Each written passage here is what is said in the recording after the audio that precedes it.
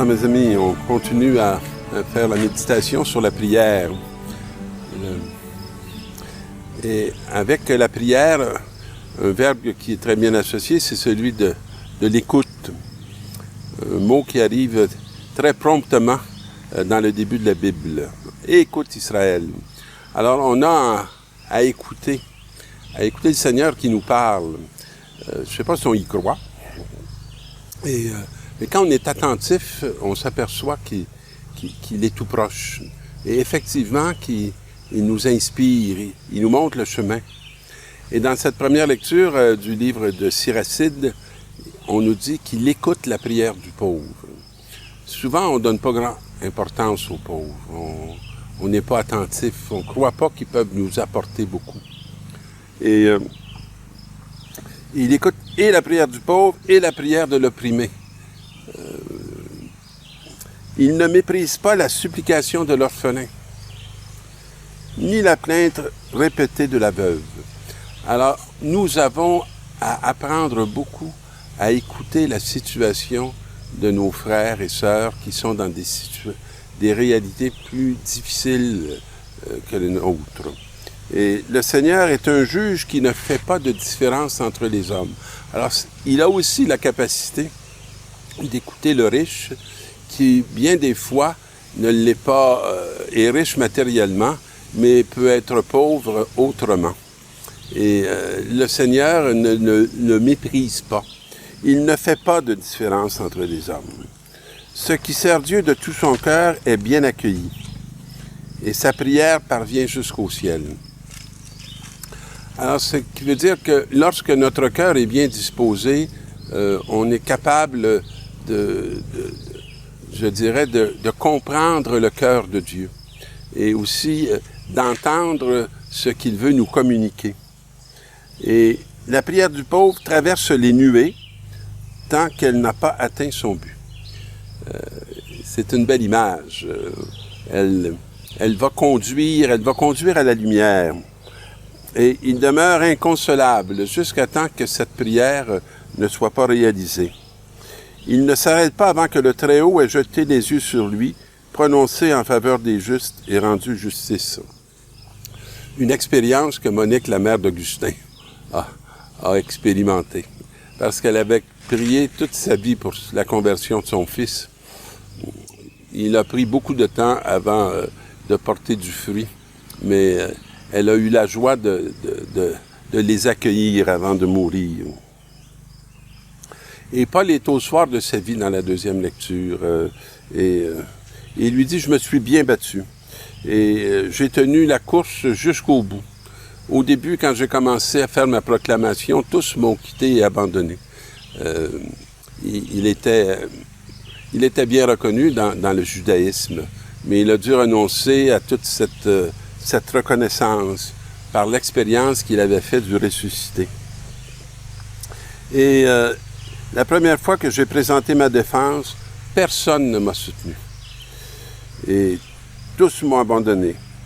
Et que Dieu ne leur en tienne pas rigueur. Alors on voit comment il est un vrai chrétien parce qu'il fait à peu près la même prière que Jésus a fait sur la croix devant ses accusateurs.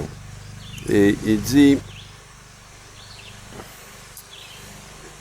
« J'ai échappé à la gueule du lion, le Seigneur me fera encore échapper à tout ce qu'on fait pour me nuire, et je pense que Paul est aussi convaincu qu'il va échapper à la mort. Il me sauvera et me fera entrer au ciel dans son royaume. À lui la gloire pour les siècles des siècles. Amen. » J'aime beaucoup qu'il ne se pose pas trop de questions sur le comment, sur le pourquoi, mais qu'il nous partage sa certitude. Et il est au bout de son chemin. Il n'insiste pas trop sur ce qui a été difficile, mais il rend grâce pour l'élection qu'il a eue pour annoncer cette bonne nouvelle.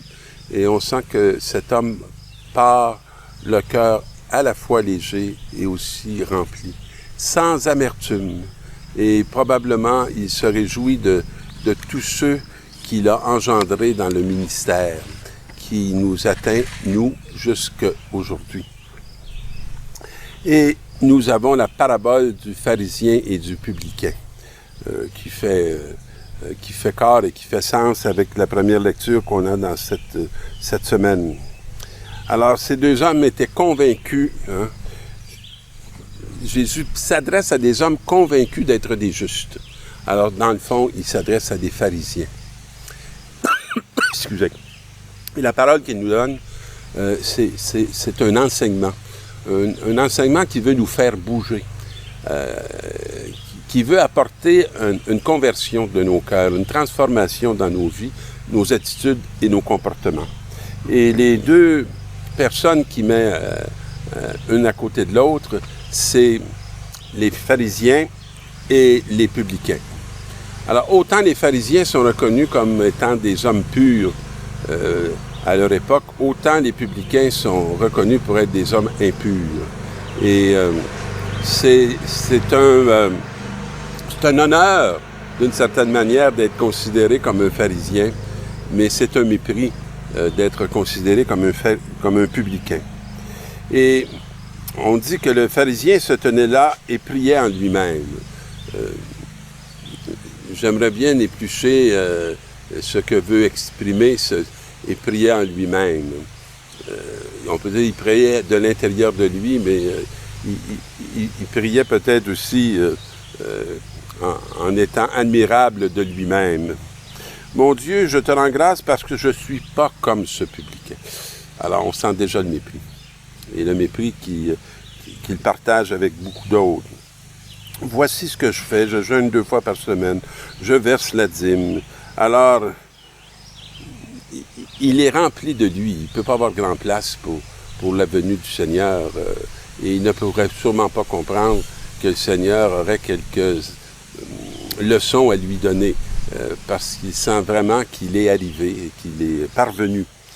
Le publicain se tenait à distance et n'osait même pas lever les yeux vers le ciel. Alors, il est vraiment conscient de son indignité.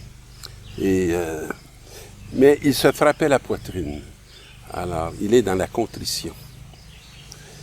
En disant, « Mon Dieu, prends pitié du pécheur que je suis. » Alors, comme il est bien dans le réel, et comme cette prière est une prière qui libère, alors que l'autre nourrit l'orgueil, l'autre replie, enferme, et coupe, je dirais, même coupe de Dieu. Quand ce dernier entrera chez lui, c'est lui, je vous le déclare, qui sera devenu juste. Alors, la justice, c'est être juste comme Dieu, être ajusté, être comme notre maître, et non pas l'autre. Qui s'élève sera abaissé, et qui s'abaisse sera élevé. Alors, prenons cette route qui nous apprend l'abaissement, où Dieu lui-même va se charger de nous faire croître et de nous conduire à la hauteur qu'il veut pour une humanité qui est, je dirais, bien éclairée par cet amour qui se passe entre le Père, le Fils et l'Esprit Saint. Bonne semaine et bonne prière.